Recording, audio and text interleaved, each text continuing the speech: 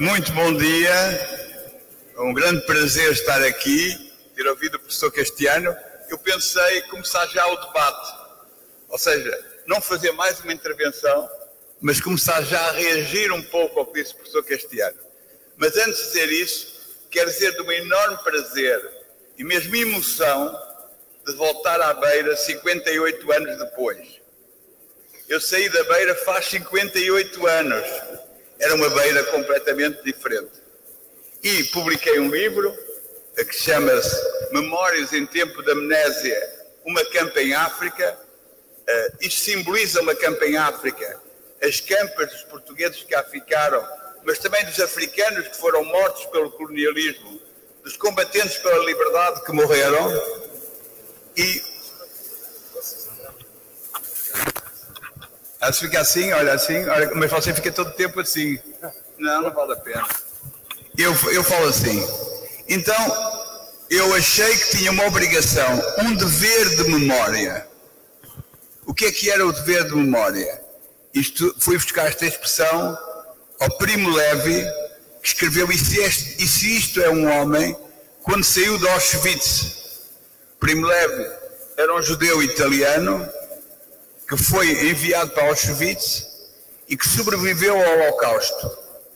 E quando regressou à Itália no fim da guerra, da Segunda Guerra Mundial, disse que havia um dever de memória, que ele que tinha sobrevivido tinha que contar aquilo que tinha visto, aquela desumanização absoluta do outro, o facto do outro ter passado a ser um ser sem direitos nenhuns, tratado pior que qualquer animal e condenado à morte mais terrível. Esse dever de memória eu sinto hoje. E há uma jornalista portuguesa que me entrevistou pelo meu livro, perguntou: Álvaro, porquê que só agora? Porquê que só agora, que já tens 79 anos, e já passaram 58 anos desde que saíste da Beira, que viste os crimes do colonialismo, só agora é que tu vens contar aquilo que viste? Porquê estes anos todos? E a minha resposta, o Dani, o Ambir, que organizou este colóquio, diz que isto é uma reconciliação comigo próprio. Não é? Que é uma reconciliação comigo próprio nesta fase da minha vida, de contar aquilo que vi, como uma espécie de catarse em relação ao que tinha visto. Mas eu acho que o meu dever de memória vem também de outra questão muito mais importante. É que eu hoje acho que vivemos em tempo de amnésia, em que as correntes que tentam chegar ao poder e põem em causa os valores fundamentais, o direito à igualdade, a diversidade, o facto de fazermos todos parte de uma humanidade comum, na nossa enorme diversidade, nas nossas múltiplas identidades, que essa amnésia é um caminho para o poder daqueles que querem destruir tudo que a minha geração, a geração do professor Castiano, a geração de muitos que estão aqui se bateram, que era o objetivo da liberdade e da igualdade, o fim de uma sociedade patriarcal, de uma sociedade esclavagista de facto, que havia na Beira. E a Beira, para mim, é uma cidade fundamental na minha trajetória. Eu não sou moçambicano. Eu era um colono na Beira. Era um jovem colono, mas era um colono. Que gozava de todas as benesses da cidade branca. Não é? Eu conto no meu livro que no fundo havia duas cidades. A cidade branca, uma cidade bonita, com prédios modernistas, de que muita gente se orgulha, e a cidade negra, feita algumas de palhotas muito bonitas, mas na maior parte do caso, de casas de zinco, de casas muito, onde era muito difícil viver. Ora, eu não sou daqueles que dizem: como foi bom o meu tempo de vida na Beira, que têm nostalgia daquele tempo, que dizem: foi os melhores anos da minha vida. Não, eu acho que foi os anos em que eu descobri que de lutar pelos direitos humanos era absolutamente fundamental. Que era um dever de cada um de nós, quando vê o crime perante nós, de lutar para terminar com esse crime. E eu aprendi isso na Beira. Uma coisa que agora aqui me torna muito feliz ao entrar nesta sala com tantos estudantes, é que eu fiz a escola primária e o liceu na Beira. Fiz a escola primária no Macuti e o liceu no Liceu Pedro da Naia, hoje Liceu Samora Machel. Na escola primária tive um colega negro. No liceu tive um colega negro. Os meninos negros não tinham acesso à escola, não tinham acesso ao liceu e muito menos acesso à universidade. Eram pequenas exceções. Ora, hoje, quando olho para esta sala magnífica, cheia de estudantes africanos, só posso sentir feliz e orgulhoso da luta daqueles que se revoltaram contra o colonialismo, ou como foi o meu caso, se recusaram de fazer a guerra colonial e fomos para o exílio para tentar acabar com a ditadura e com o colonialismo. Porque, de facto, é uma mudança extraordinária. Pode-se dizer que a Beira, e foi aqui dito, que Moçambique tem problemas gravíssimos, e é verdade. Eu não sou moçambicano, não vou entrar neste momento na análise de Moçambique, não é a minha função. Fez muito bem e de forma brilhante o professor Castiano. Mas Moçambique tem imensos problemas. Mas Moçambique é hoje um país dos seus cidadãos, em que os seus cidadãos podem fazer o que quiserem do seu futuro. Não é fácil, têm que enfrentar toda uma série de dificuldades. Eu dou o exemplo que eu dou no meu livro, e que acho que é o exemplo mais simbólico disso, aquilo que é apontado como prova do insucesso, exemplo físico do insucesso da independência nacional em Moçambique, quando se fala da Beira em Portugal, é o Grande Hotel da Beira. O Grande Hotel da Beira, a ruína do Grande Hotel, as capelanas onde antigamente era a piscina, são ditas, aí está a prova de que tudo falhou. Eu conto outra história sobre o Grande Hotel. Eu vivia na Beira quando foi construído o Grande Hotel da Beira. No Grande Hotel da Beira, nunca nenhum menino negro tomou banho naquela piscina onde hoje há capelanas. O hotel já era uma distopia, uma coisa megalómana, que não podia sobreviver, nem no tempo colonial podia sobreviver. Rapidamente se viu que era uma construção monstruosa, no fundo, a Companhia de Moçambique a fazer o seu último ato de grandeza absoluta. Ora, hoje foi apossado por outros, por cidadãos de Moçambique, que vivem em condições extremamente difíceis, mas naquela piscina onde eu tomei banho, muitas vezes, piscina olímpica, dizia-se, não é? Nós íamos nadar, nunca nenhum menino negro tinha tomado banho, nem nenhuma menina negra. E hoje estão lá capelanas. Acho que isto é simbólico, por um lado, das dificuldades de todo o processo de reconstrução nacional pós-independência, mas também da transformação brutal, positiva, que foi a cidade branca da Beira ter sido apoderada pelos cidadãos da Beira. Isso é o que eu constato desde que cheguei à Beira e constato de forma extraordinária nesta sala. A amnésia de que eu falo constitui em olhar para o passado como uma utopia. E chama-se isso de retrotopia. Não sei se é a primeira vez que eu venho falar desse termo, mas é um termo que está hoje muito presente no debate europeu. Retrotopia. Ou seja, as correntes que põem em causa a democracia, os direitos fundamentais, o direito à igualdade, os direitos das mulheres em particular, essas correntes racistas, machistas, xenófobas, dizem o passado é que era bom, o passado era extraordinário, havia segurança, havia paz. Quando no passado havia violência, morte, niilismo, destruição. É isso o Bogman, um filósofo polaco, chamou retrotopia. Ou seja, transformar o passado numa utopia e propor aos cidadãos: olha, não vão para a frente, não olhem para uma utopia do futuro, não é? Utopia, ao contrário da retrotopia, é um horizonte que nunca vamos possivelmente atingir, mas que nos indica o caminho. Nós precisamos de utopias para lutar. Precisamos saber para onde caminhamos. Qual é o sentido da nossa vida? O sentido da nossa luta? Qual é o nosso caminho?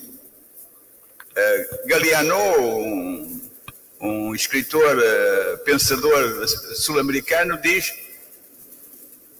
a utopia fixa o horizonte. Nós caminhamos naquele caminho. Possivelmente o horizonte cada vez fica mais longe. Mas a utopia indica-nos o caminho. Indica-nos para onde é que nós queremos ir. É o contrário, ao oposto da retrotopia. O professor Castiano falou do problema da verdade e da mentira. É também parte muito importante hoje do debate contra as correntes do extremismo, da extrema-direita. Eu estou a pensar, para dar figuras que toda a gente conhece: Trump, Bolsonaro e a extrema-direita em quase todos os países europeus. E também existe certamente em Moçambique, é uma corrente mundial. Ele falou de verdade e mentira. Nós costumamos utilizar neste debate uma expressão que eu acho que é importante, que é as políticas da pós-verdade. Ou seja, a política, no passado, os políticos sempre disseram mentiras. Sempre venderam o seu caminho para o poder, dizendo algumas mentiras. Mas quando diziam uma mentira, diziam que era verdade. Hoje há políticos que, quando dizem uma mentira, assumem que é uma mentira, mas que têm razão em a dizer. E é isto que se chama pós-verdade, mas a pós-verdade é baseada em factos alternativos. Vocês imaginam o que é um facto alternativo? O que é um facto alternativo? Um facto é um facto. Vou dar um exemplo. O aquecimento global. O aquecimento global. Nós todos sabemos que há aquecimento global. Podemos ter sobre o aquecimento global respostas diferentes. Podem dizer é pelo desenvolvimento industrial e tecnológico, outros podem dizer é pelo decrescimento económico, que se continuarmos a crescer, isto é mais um debate do Norte, já desenvolvido, já industrializado, que um debate do Sul, dos países do Sul, que ainda precisam de crescer, mas esse debate do decrescimento é um debate do Norte. Aí pode haver debate, mas factos alternativos não existem. Um facto é um facto. A ciência dirá se há aquecimento global ou não, não os políticos.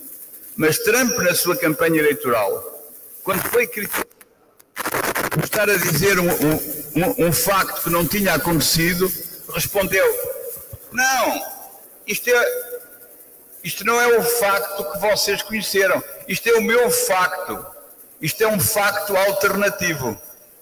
Ora, quando a política passa a passar para o período pós-verdade, em que os políticos podem dizer mentiras, assumindo que é mentira, mas que é útil à ação política, estamos no mundo, o professor Castiano chamou do cinismo, eu diria do niilismo. Do niilismo, ou seja, da recusa dos valores. O niilismo é um conceito, eu acho, extremamente importante no debate atual. Porque o niilismo é uma corrente que nasce, primeiro, da recusa de Deus, aquilo que Albert Camus chama a revolta metafísica. Não há Deus, e nós homens estamos condenados à morte, revolta contra o absurdo da vida, mas houve uma alternativa a essa revolta metafísica. Não há Deus, mas há os homens e há os valores fundamentais. O outro é um ser humano. Aceitamos a humanidade do outro.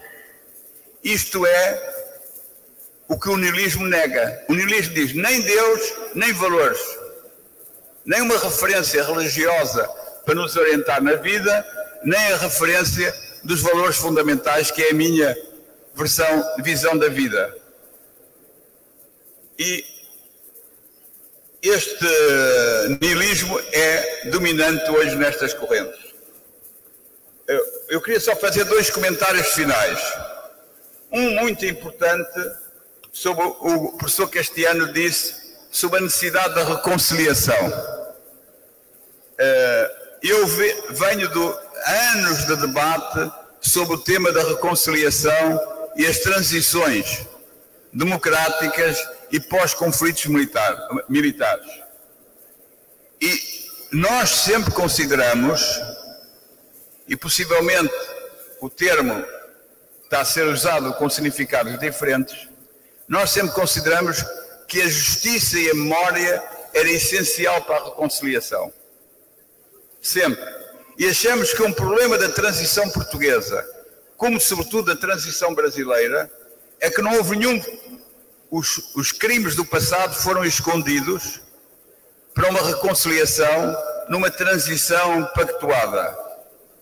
E que, sem se assumir os crimes do passado, eles podem voltar a ser repetidos. Bem, a história não ensina nada. As pessoas cometem sempre os mesmos crimes. Mas vale a pena tentar. Vale a pena tentar lembrar quais eram os crimes para que eles não voltem a ser cometidos. E além disso, as vítimas têm direito à justiça. Aquilo foram vítimas de crimes durante o colonialismo, é aquilo que estou a falar. Se pensamos o Idi Amorim, um crime terrível cometido pelo exército português, o genocídio de uma população no norte de Moçambique. E esse crime foi abafado completamente em Portugal.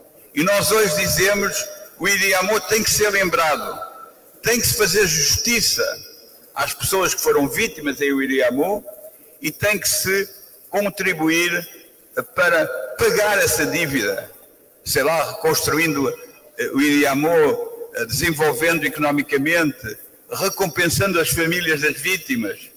Tudo isso contribuirá para a reconstrução de Portugal com o seu passado. Eu, quando vim aqui à Beira, e estou mesmo quase a terminar, Sr. Moderador, eu quando vim aqui à Beira, eu vim à Beira, vocês virão no livro, os comprarem o livro, numa visita virtual.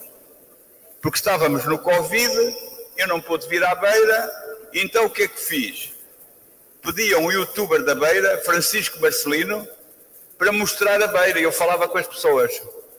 E fui ao Liceu Pedro da Naia, e falei com um jovem, ao Liceu Samora Machel, e falei com um jovem que estava lá, e perguntei-lhe, o que é que tu sabes do colonialismo? Ele disse, colonialismo? Nessa altura era muito melhor. Havia segurança na cidade, não havia muros. E eu disse, muito melhor, olha, na tua escola não havia nenhum menino negro, e tu estás aí. Quem não tinha sapato não entrava aí, tu tens sapatos. Ele ficou muito surpreendido com esta história dos sapatos. E depois eu perguntei-os, porquê que é isto? Porque aqui disseram, as mães dizem, filhos, não pensem no passado que foi terrível. Pensem só no futuro. Não pensem no período da guerra colonial, da guerra civil. Pensem no futuro. E eu acho que para haver reconciliação é preciso juntar o passado ao futuro. É preciso fazer justiça e ao mesmo tempo encontrar formas para viver em comum aqueles que antes eram inimigos. Terminando só com uma palavra, que pode ser objeto de debate, que é o politicamente correto. Eu divirjo da utilização do termo, já tinha dito ao professor Castiano, outro dia começamos esta conversa noutra circunstância, da utilização do termo politicamente correto para falar de cinismo político e de falar de niilismo. que é nesse sentido que o professor Castiano utiliza. E está certo, o que ele disse está certíssimo. Eu não utilizaria o termo politicamente correto, porque o termo politicamente correto é um termo do debate americano, sobretudo, e do debate europeu, que é aqueles que negam que aqueles que antes não conseguiam definir, eram definidos. Na América dizia-se, tu és negro, e se és negro és violento, és violador de mulheres, és preguiçoso, e se dizia-se na América racista. E os negros americanos e as mulheres americanas disseram, nós temos direito à igualdade, nós temos direito a definir o que somos. Politicamente correto, eu aqui uso e termino aí a grande escritora afro-americana que me inspira constantemente, que é Toni Morrison. Quem não leu nunca Toni Morrison, eu recomendo fortemente que leiam Toni Morrison, essa grande escritora afro-americana. Ela diz, politicamente correto é aquele que era definido ter passado a ser definidor, a definir o conteúdo dos termos, a definir o que é e o que não é. O que é uma mulher negra, o que é um homem negro, quais são os direitos que tem, qual é a sua identidade.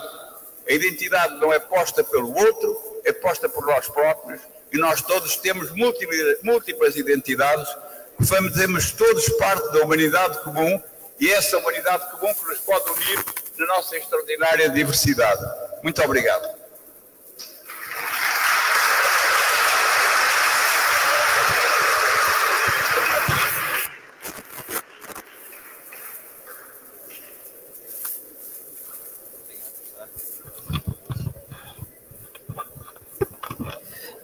Muito obrigado, professor Vasconcelos, também ao professor Castiano.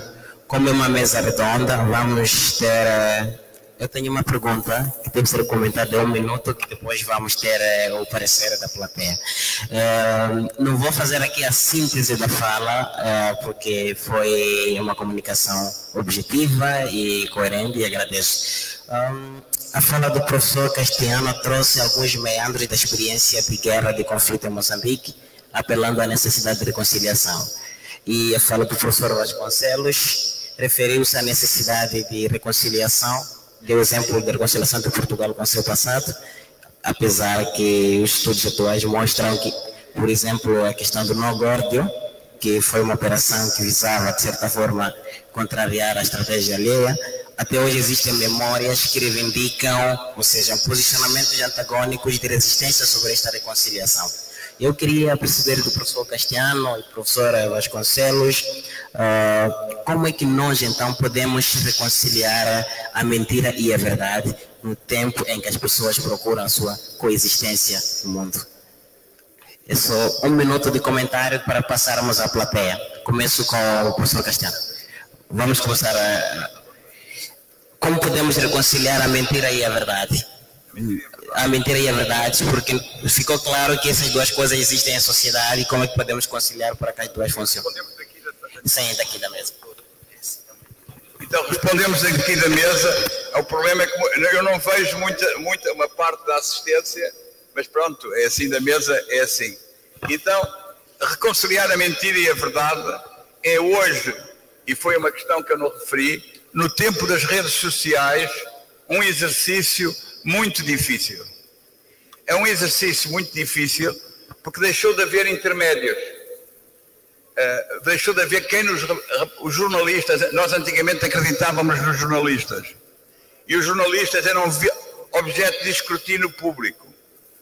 Hoje, no tempo das redes sociais, que têm uma enorme vantagem, que empoderam os cidadãos, fazem todos nós, atores do debate público, fazem todos nós, homens capazes de dizer a sua verdade. O escrutínio é muito mais difícil. E tem havido muitos esforços para tentar criar plataformas que permitam controlar a mentira no espaço das redes sociais. É evidentemente que não é só no espaço das redes sociais que é preciso controlar a mentira, nem foi dessa que o professor Castiano falou, mas as redes sociais não são só usadas pelos cidadãos, são usadas também pelos Estados, que têm hoje centros de desinformação para pôr a correr boatos, notícias falsas, fake news, e tornar o que é preciso, penso eu, é a sociedade civil organizar-se para a questão específica da verdade e da mentira. Ou seja, haver associações da sociedade civil para tudo. Associações da sociedade civil para as questões ambientais, associações da sociedade civil para a questão da corrupção, para a questão dos direitos humanos. Por que não criar, e começam a aparecer, centros, associações da sociedade civil que leem um político faz um discurso, ou aparece alguma coisa numa rede social que é mentira. E essa organização torna público que aquilo está em contradição absoluta com a realidade. Que os factos são factos e que o debate político é diferente dos factos. Portanto, o que é fundamental nessa questão, penso eu, do combate à mentira é distinguir factos de opções políticas. Uma coisa são factos, e esse é possível. E a academia, a universidade tem um papel muito importante. É possível, de uma forma científica, dizer o facto é este. A situação da economia é esta. A pobreza é esta. Depois o debate político é como se vai combater a pobreza? Como se vai combater as mudanças climáticas? E aí a universidade tem um papel fundamental. Distinguir factos de opções políticas e tornar claro quais são os factos. Universidade, associações da sociedade civil, debate da imprensa, redes sociais, é todo um combate. É um combate decisivo, eu diria, desta altura do século XXI, em que as redes sociais começam a ser dominantes e a possibilidade de controlar o que elas publicam é muito reduzida. Eu tenho proposto, e por aqui termino, que se crie um código deontológico para as redes sociais. Como há códigos deontológicos para a imprensa, um código deontológico para as redes sociais, que isso seja assumido pelas Nações Unidas e que se diga, nas redes sociais é isto, os homens que são detentores das redes sociais são responsáveis pelo que publicam. Devem ser vítimas da mesma processo judicial se publicarem algo que destrói a vida de alguém, como são os diretores de um jornal. Muito obrigado. Então vamos abrir espaço de interação com o público e vou pedir de sermos sintéticos na colocação das questões. Espero que os colegas consigam nos ajudar, os colegas do protocolo. Vamos dar do meu lado esquerdo a possibilidade de 3 intervenções, do lado direito 3 intervenções, depois teremos aqui a intervenção dos nossos oradores. Obrigado.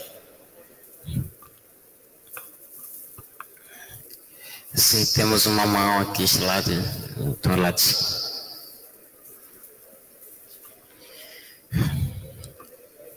E mais uma vez vou pedir a capacidade de síntese para cumprimento das nossas agendas de preparo. Obrigado. Bom dia a todos que estão aqui. Eu sou Albino Vasco Albino, estudante de Física. Minha que está aqui sobre reconciliar a verdade da mentira. Não sei se sabe essa frase. Reconciliar a verdade da mentira.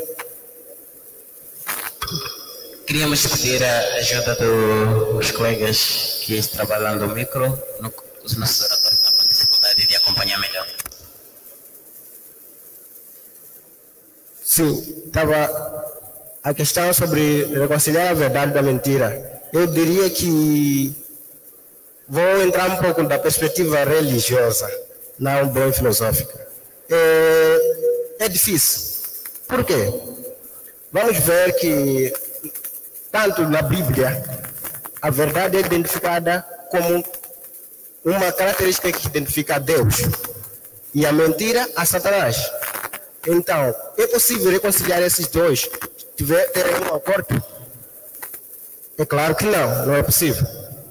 Mas o que tem que se fazer são duas posições diferentes que estamos a encontrar, que não é possível, para o meu caso. Não diria só que é difícil, mas estou a dizer que é impossível ter um acordo, porque reconciliar é ter um acordo relativo ou uma relação entre os dois. Isso não é possível. Mas também filosoficamente estamos com a ideia de Jean-Jacques Rousseau, que diz que o homem nasce bom e a sociedade que o corrompe. Mas também pode aparecer uma questão: quem corrompeu a sociedade? Então aí vimos que para formar essa sociedade é preciso que haja homem, um por um, dando essas ideias. Pouco a pouco as pessoas passam a crer em umas ideias como verdade e creem em outras ideias como mentira. Então, para satisfazer a resposta dessa questão, é preciso provar a ambas partes para conseguirmos ver. A verdade e a mentira podemos dizer pode ser como uma moeda falsa e verdadeira. Como é que podemos conhecer uma moeda verdadeira? É só termos todas as características delas. A moeda que não tiver as características dessa moeda verdadeira, logo será falsa. Então, diria que, em poucas palavras, não diria que é difícil, mas é impossível conciliar os dois, porque são como dia e noite, não se encontram. Obrigado. Deste lado não vejo. Se temos mais uma mão a este lado. Obrigado. Bom dia a todos. Deixo saudar a excelência do diretor da faculdade, os caríssimos docentes e os estudantes. Respondo pelo nome de Jaime Benito, sou formado em filosofia. Já tive o prazer de estar com os oradores a quando da abertura do festival, dia 20. Então, a minha dúvida é sobre a identidade. Eu creio que o debate do reencontro com o Intermundo gira em torno da identidade. A priori, elogiei o artigo publicado há 10 anos atrás na revista Curandeiro, revista de filosofia, o artigo do professor Castiano, que fala sobre a identidade e discute um pouco com José Gil, o português. Então, a pergunta é: qual é o estatuto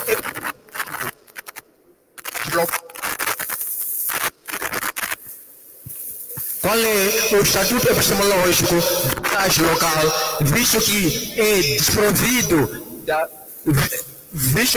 desprovido da gramática ocidental, e um filósofo antropólogo vai às tradições com as ideias ocidentais? Eu queria saber qual é o estatuto epistemológico deste sujeito reconciliador que vai trazer essa paz.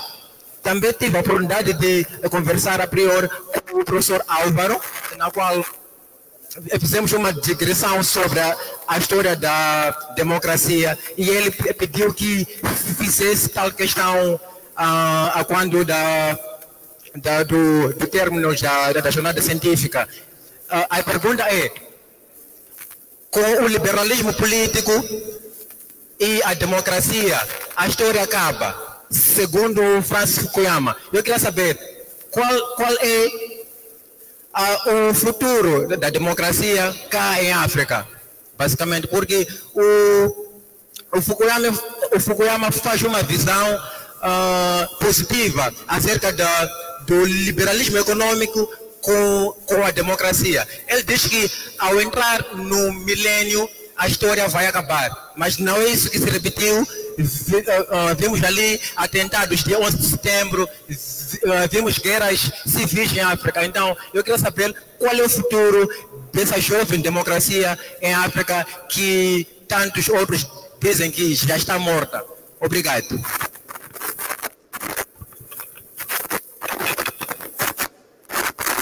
Desculpa, poderia repetir o nome?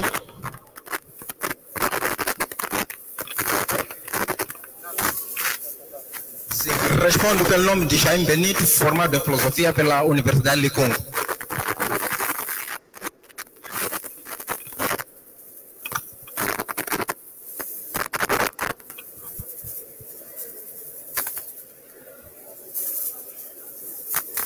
Bom dia.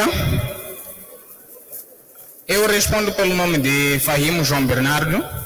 Sou um dos estudantes do curso de Química.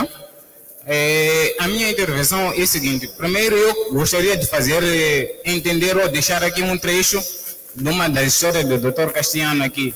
Ele disse que a verdade chegou, mergulhou-se na piscina e depois a mentira apareceu, mas a mentira apressou-se a sair da piscina. Quando saiu, tirou a roupa da verdade, vestiu e foi embora.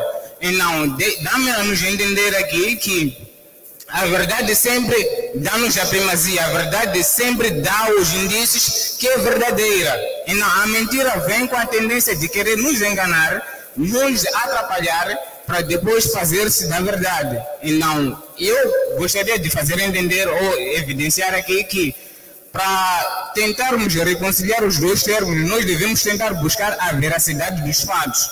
A veracidade dos fatos é que vão determinar se o que nós estamos a fazer ou o que nós queremos fazer constitui a verdade ou não. Então sempre devemos ser bastante cautelosos, autênticos, para tentar discernir, dividir e entender a veracidade dos fatos. Daí nós teremos um conhecimento já óbvio de que esse termo é mentira, esse termo é verdadeiro. É mais ou menos por aí. Obrigado.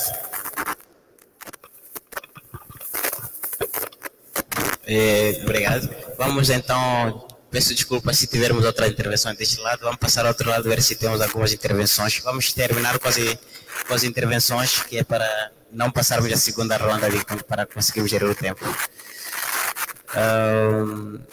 Mais uns 30 segundos. Pronto, não vejo nenhuma mão disponível para fazer a intervenção. Vou passar a palavra primeiro ao professor Castiano. Posso começar com o professor Castiano? Muito obrigado pelas questões. De facto, seria muito interessante que nós pudéssemos todos poder debater estas questões de forma longa, prolongada, mais íntima, não é? Transformássemos isto numa grande ágora, como na Grécia Antiga, e que empoderássemos os cidadãos, transformássemos isto numa assembleia cidadã, em que as pessoas exprimissem os seus pontos de vista e daí tirasse uma conclusão comum. Eu ia começar por a questão da verdade e mentira e a dificuldade em distinguir a verdade e a mentira. Eu penso que é essencial para a vida da sociedade, para a vida democrática, mas não só, para a vida de todos os dias, sermos capazes de duas coisas ao mesmo tempo.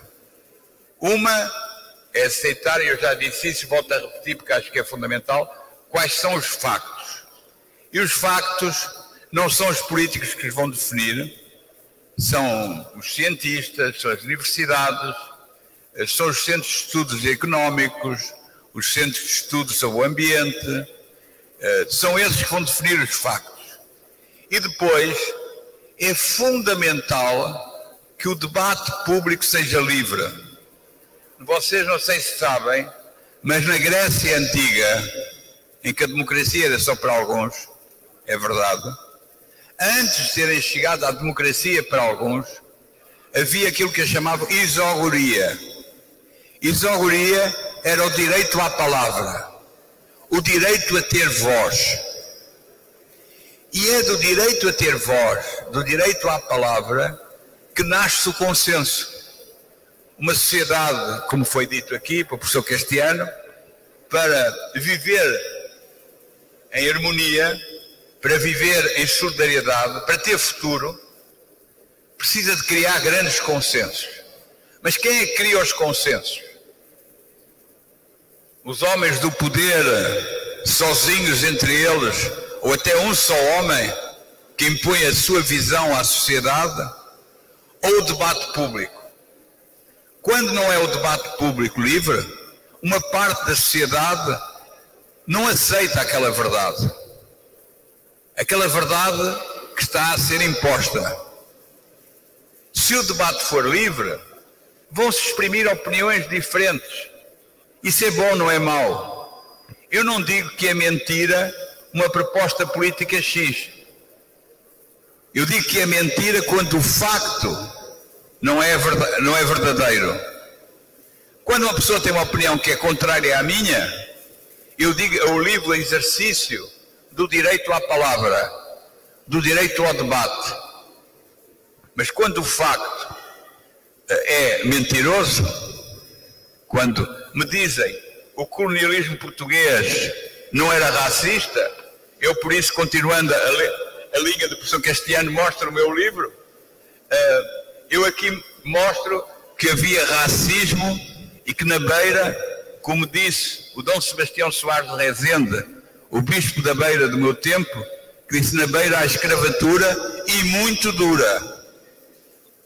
Isso é um facto, que na Beira havia racismo, o trabalho forçado era uma forma de escravatura, é um facto. Depois, o debate, como combater isso, como combater o colonialismo, como fazer aquele processo que hoje se chama descolonização dos espíritos, descolonização das mentalidades, como contar a história. Isso aí é um debate na sociedade. Há um debate na sociedade qual é o melhor caminho. E aí há opiniões diversas. Eu tenho a minha, mas respeito a opinião dos outros. Não digo que é mentira os que dizem que a solução é diferente da minha. Digo que é mentira aqueles que dizem que o facto não é o facto, que é um facto alternativo. Depois, evidentemente, que tenho que responder à questão que já me tinha sido feita outro dia em privado e que eu não respondi, pelo nosso amigo que está no fundo da sala, que eu não me lembro do nome, sobre a ideia do fim da história. O fim da história está mais que demonstrado que era uma mentira. Mas não é só era uma mentira perigosa. Uma mentira muito perigosa. E é uma mentira que mina a democracia